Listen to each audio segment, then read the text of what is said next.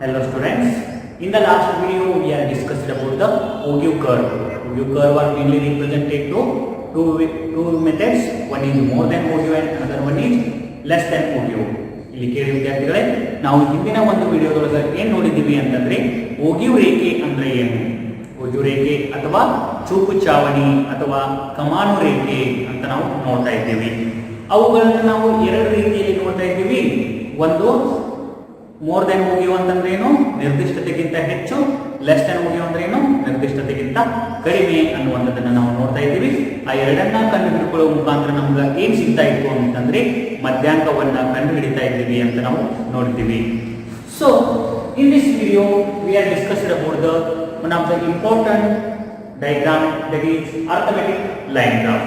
ಹಾಗಾದ್ರೆ ಈ ಒಂದು ವಿಡಿಯೋದೊಳಗೆ ನಾವು ಏನನ್ನ ಕುರಿತು ಅಧ್ಯಯನ ಮಾಡೋಣ ಅಂತಂದ್ರೆ, ನಿಮ್ಮ ಪರೀಕ್ಷಾ ದೃಷ್ಟಿಯಿಂದ ಬಹಳಷ್ಟು ಪ್ರಮುಖವಾಗಿರುವಂತದ್ದು ಯಾವುದು ಅಂತಂದ್ರೆ ಅಂಕಗಣಿತೀಯ ರೇಖಾ ನಕ್ಷೆ. ಇದಕ್ಕನ್ನ ನಾವು ಇನ್ನೂ ಒಂದು ಏನಂತ ಹೇಳ್ತೀವಿ ಅಂತ ಹೇಳ್ತಾನ ಅಂತಂದ್ರೆ ಅಂಕಗಣಿತೀಯ ರೇಖಾ ನಕ್ಷೆ ಅಥವಾ ಕಾಲಶ್ರೇಣಿ ನಕ್ಷೆ. ಅಂಕಗಣಿತೀಯ ರೇಖಾ ನಕ್ಷೆ ಅಥವಾ ಕಾಲಶ್ರೇಣಿಯ ರೇಖಾ ನಕ್ಷೆ ಅಥವಾ ಕಾಲಶ್ರೇಣಿ ನಕ್ಷೆ ಅಂತ ಹೇಳ್ತೀವಿ ಅಂತ ಹೇಳ್ತಾನ. So when we are observing the arithmetic line graph, that is also represented to the time series graph. Arithmetic line graph are also called a time series graph because when we are observing the arithmetic line graph diagram, the diagram shows the what type of variables are changed or what type of data are changed to time. So that we are called a time series graph. ಹಾಗಾದ್ರೆ ಈ ಕಾಲಶ್ರೇಣಿ ನಕ್ಷೆ ಅಥವಾ ಅಂಕಗಣಿತೀಯ ರೇಖಾ ನಕ್ಷೆ ಅಂತಂದ್ರೆ ಏನು ಅಂತ ಹೇಳ್ತೀವಿ ಅಂತಂದ್ರೆ, ಅಂಕಗಣಿತೀಯ ರೇಖಾ ನಕ್ಷೆಗಳಿಗೆ ನಾವು ಕಾಲಶ್ರೇಣಿಯ ರೇಖಾ ನಕ್ಷೆ ಅಂತಲೂ ಕರಿತೀವಿ. ಯಾಕಂತಂದ್ರೆ ದತ್ತಾಂಶಗಳನ್ನ ಕಾಲಗಳ ಆಧಾರದ ಮೇಲೆ, ಅಂದ್ರೆ ಅವು ವರ್ಷದಿಂದ ವರ್ಷಕ್ಕೆ ಅಥವಾ ದಿನದಿಂದ ದಿನಕ್ಕೆ ಹೇಗೆ ಬದಲಾಗವ ಅನ್ನುವಂಥದ್ದನ್ನ ನಿರೂಪಿಸುವಂತಹ ಕಾರ್ಯವನ್ನ ಮಾಡೋದ್ರಿಂದ ನಾವು ಏನಂತ ಕರಿತೀವಿ, ಕಾಲಶ್ರೇಣಿ ನಕ್ಷೆ ಅಂತ ಹೇಳ್ತೀವಿ ಅಂತ ಹೇಳ್ತೀವಿ. So when we are observing the diagram or when we are observing the definition, a graph showing numerical data with respect to time is known as arithmetic line graph or time series graph. It means the data are showing numerical data with the respect to time or date. That type of data we are called the time series graph or arithmetic line graph. ಅಂತಂದ್ರೆ ದತ್ತಾಂಶಗಳನ್ನ ಕಾಲಗಳ ಆಧಾರದ ಮೇಲೆ ನಾವು ರಚಿಸ್ತಾ ಇದ್ದೀವಿ ಅಂತಂದ್ರೆ ಅವುಗಳಿಗೆ ನಾವು ಏನಂತ ಕರಿತೀವಿ ಅಂತ ಹೇಳ್ತಾನ ಅಂತಂದ್ರೆ ಕಾಲಶ್ರೇಣಿ ರೇಖಾಚಿತ್ರ ಅಥವಾ ಅಂಕಗಣಿತೀಯ ರೇಖಾಚಿತ್ರ ಅಂತ ಹೇಳ್ತೀವಿ ಅಂತ ಹೇಳ್ತಾರೆ. So when we are observing the arithmetic line graph, that diagrams will be represented to the days, week, month, year or etc. It means what type of data are changing in day to day, week to week, month to month or year to year, etc. That type of presentation of diagrams we are called the arithmetic line graph. ಅಂದ್ರೆ ಯಾವಾಗ ದತ್ತಾಂಶಗಳು ದಿನದಿಂದ ದಿನಕ್ಕೆ ಹೇಗೆ ಬದಲಾಗ್ಯವು, ವಾರದಿಂದ ವಾರಕ್ಕೆ ಹೇಗೆ ಬದಲಾಗ್ಯವು, ತಿಂಗಳಿಂದ ತಿಂಗಳಿಗೆ ಹೇಗೆ ಬದಲಾಗ್ಯವು ಮತ್ತು ವರ್ಷದಿಂದ ವರ್ಷಕ್ಕೆ ಹೇಗೆ ಬದಲಾಗತ್ತವು ಅನ್ನುವಂಥದ್ದನ್ನ ತೋರಿಸುವಂತಹ ರೇಖಾಚಿತ್ರಗಳೇ ಏನಾಗಿರ್ತವ ಈ ಅಂಕಗಣಿತೀಯ ರೇಖಾಚಿತ್ರಗಳು ಅಥವಾ ಕಾಲಶ್ರೇಣಿಯ ರೇಖಾಚಿತ್ರಗಳು ಆಗಿರ್ತವು ಅಂತ ಅನ್ಕೊಂಡ್ರೆ. So when we are observing the arithmetic line graph, we are used to very common in business cycle or business. ನಾವು ಈ ಕಾಲಶ್ರೇಣಿ ನಕ್ಷೆಗಳನ್ನ ಬಹಳಷ್ಟು ಎಲ್ಲಿ ಬಳಸ್ಕೋತೀವಿ ಅಂತಂದ್ರೆ ವ್ಯವಹಾರಗಳಲ್ಲಿ ಬಳಸ್ಕೋತೀವಿ. And when we are observing the changes to the economy, ನಮ್ಮ ಅರ್ಥವ್ಯವಸ್ಥೆ ಒಳಗ ಬದಲಾವಣೆಯನ್ನ ಮಾಪನ ಮಾಡೋದಕ್ಕೆ ಬಳಸ್ಕೋತೀವಿ. It may be represented to the income rate, employment rate, exports, import, advertisement cost, etc.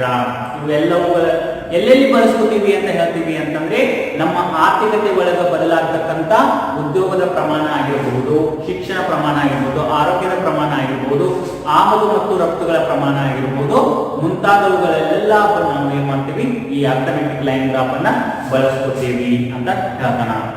So when we are observing an example, ಹಾಗಾದ್ರೆ ಒಂದು example ಅನ್ನ ನಾವು ನೋಡಿದಾಗ here we are observing the years, ಇಲ್ಲಿ ವರ್ಷಗಳನ್ನ ಕೊಟ್ಟಾನ.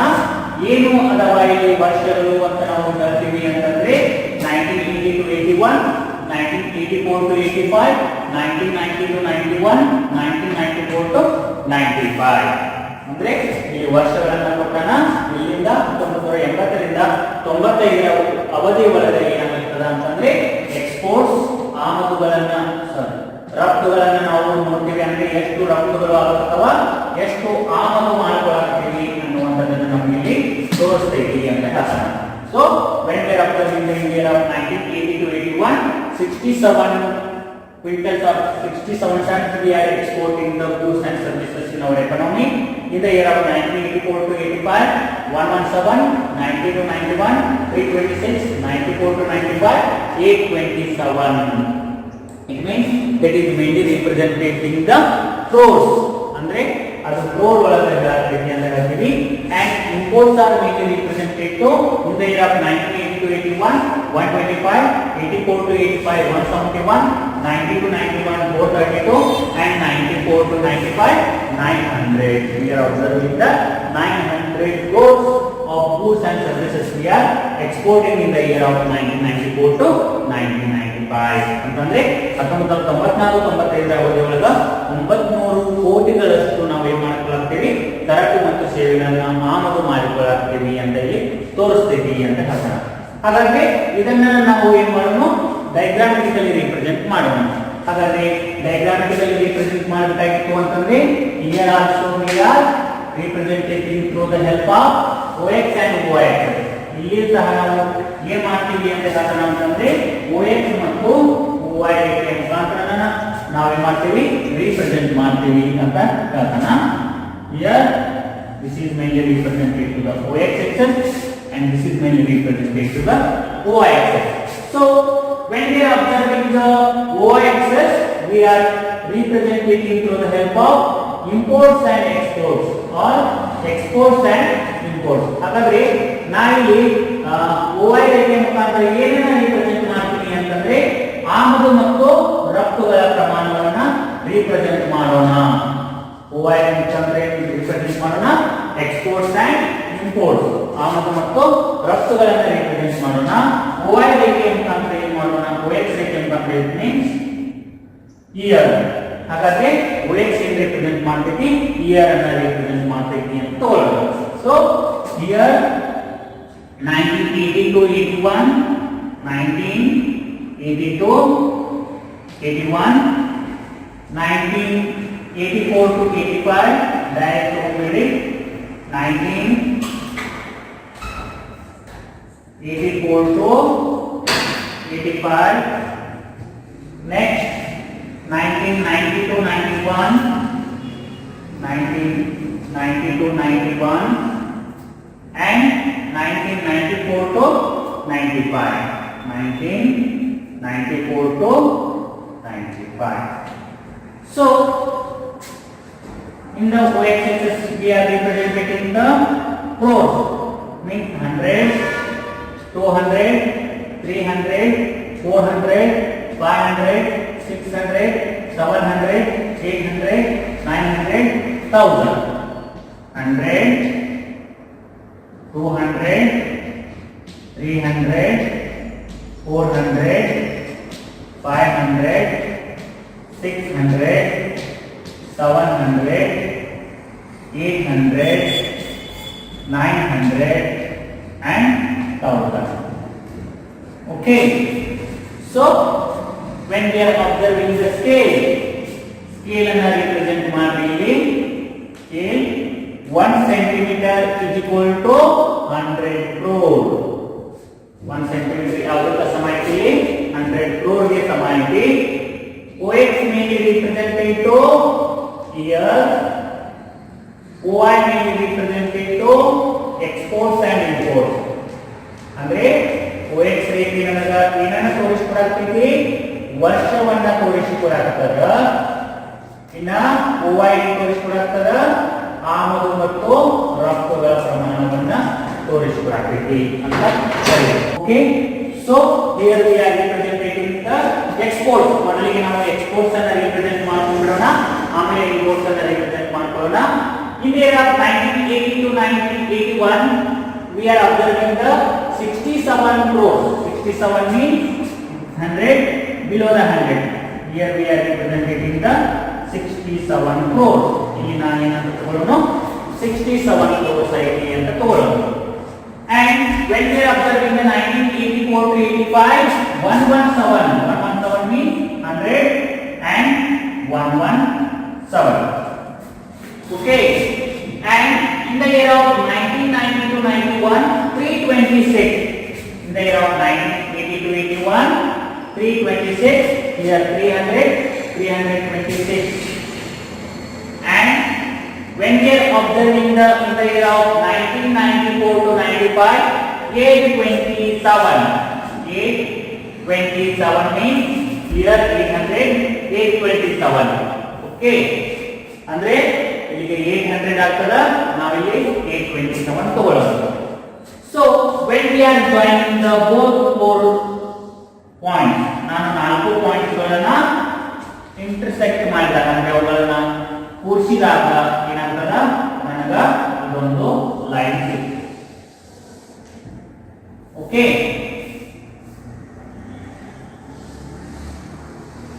And next one, imports ಅನ್ನು ತಗೊಳ್ಳೋಣ.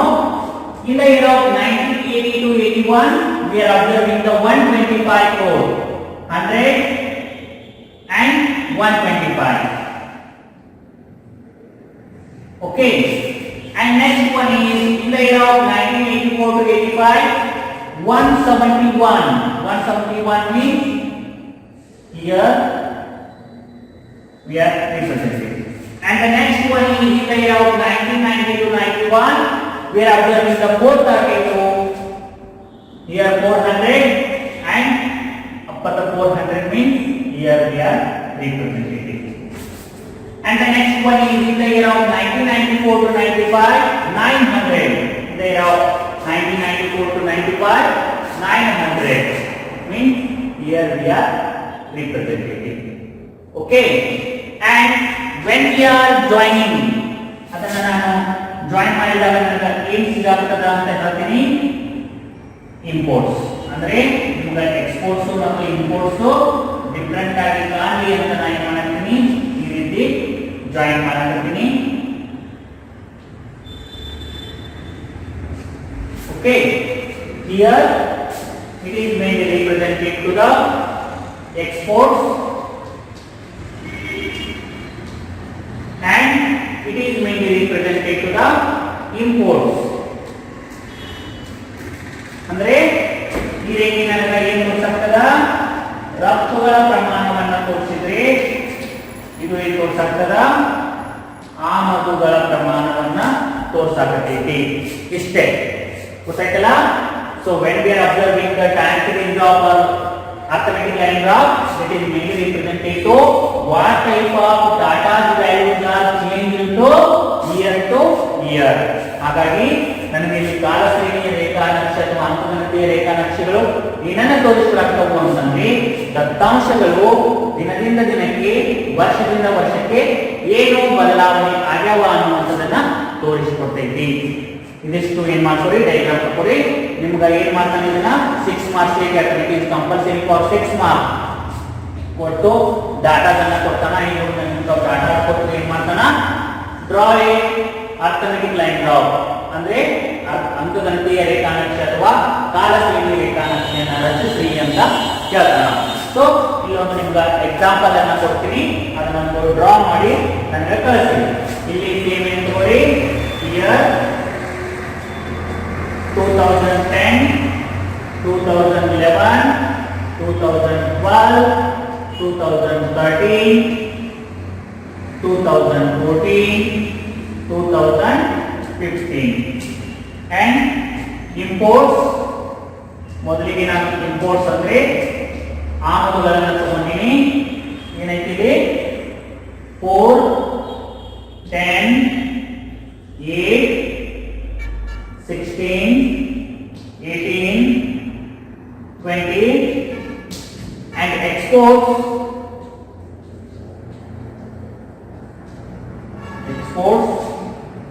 6, 14, 12, 20, 22 okay, draw A arithmetic line.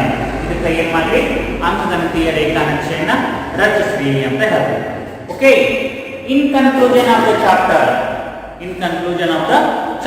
ಈ ಚಾಪ್ಟರ್ ಅನ್ನ ನಾವು ಕನ್ಕ್ಲೂಡ್ ಮಾಡೋದಾಗಿತ್ತು ಅಂತಂದ್ರೆ ಏನ್ ಹೇಳ್ತೀವಿ ಅಂತಂದ್ರೆ, when we are observing the presentation of data, that is mainly represented to how to presenting data through the help of text, table and diagrammatical.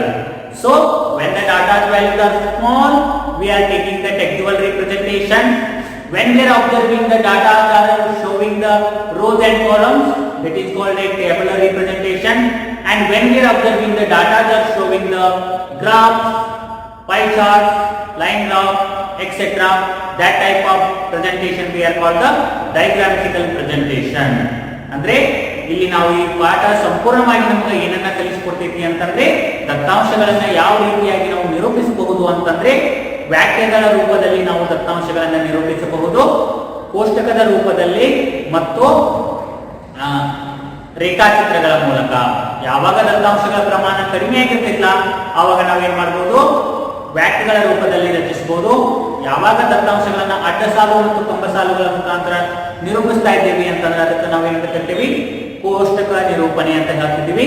ಇನ್ನ ದತ್ತಾಂಶಗಳನ್ನ ಅಂಕಗಣಿತೀಯ ರೇಖಾನಕ್ಷೆ, ಸ್ತಂಭ ರೇಖಾನಕ್ಷೆ, pi ರೇಖಾಚಿತ್ರಗಳ ಮೂಲಕ ರಚಿಸ್ತಾ ಇದ್ದೀವಿ ಅಂತಂದ್ರೆ ಅವುಗಳಿಗೆ ನಾವೇನಂತ ಕರಿತಿದ್ದೀವಿ, ದತ್ತಾಂಶಗಳ ರೇಖಾತ್ಮಕ ನಿರೂಪಣೆ ಅಂತ ಹೇಳ್ತಾ ಇದ್ದೀವಿ ಅಂತ ಹೇಳ್ತಾನೆ. ಇದ್ರೊಳಗೆ ಏನ್ ಮಾಡ್ತಾನ, ಕಂಪಲ್ಸರಿ ನಿಮ್ಗೆ ಏನ್ ಕೇಳ್ತಾನ ಅಂತಂದ್ರೆ, ಒಂದು 6 ಮಾರ್ಕ್ಸ್ ಕ್ವಶನ್ ಬರ್ತದ, ಒಂದು 4 ಮಾರ್ಕ್ಸ್ ಕ್ವಶನ್ ಬರ್ತದ, ಒಂದು 2 ಮಾರ್ಕ್ಸ್, ಒಂದು 1 ಮಾರ್ಕ್ಸ್ ಕ್ವಶನ್ ಕಂಪಲ್ಸರಿ ಆಗಿ ಬರ್ತೈತಿ ಅಂತ ಹೇಳ್ತೀವಿ.